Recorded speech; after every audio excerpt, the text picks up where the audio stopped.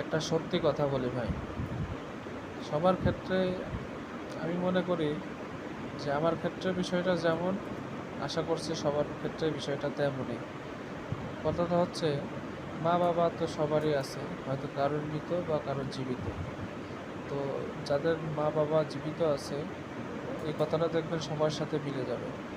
যখন দেখবেন যে আপনার অসচ্ছলতা, দারিদ্রতা আছে, তখন কিন্তু আপনি মা বাবাকে কোনো কিছু দিতে পারতেছেন না, আপনার নিজেরই খারাপ লাগবে। যখনই দেখবেন যে আপনার সংসারে বা আপনার পরিবারে একটা সচ্ছলতা আসতেছে, তখনই দেখবেন যে হয় আপনার বাবা মা অসুস্থ হয়ে যাবে, না হলে দুনিয়া ছেড়ে চলে যাবে। কতই না নির্মম জীবনের একটা অধ্যায়, মানে সকলের জন্য মানে একটা চিরন্তন সত্য একটা অধ্যায় হয়ে দাঁড়িয়েছে। আশা করছি আমারও যেরকম অবস্থা আপনাদেরও এরকম অবস্থায় হবে।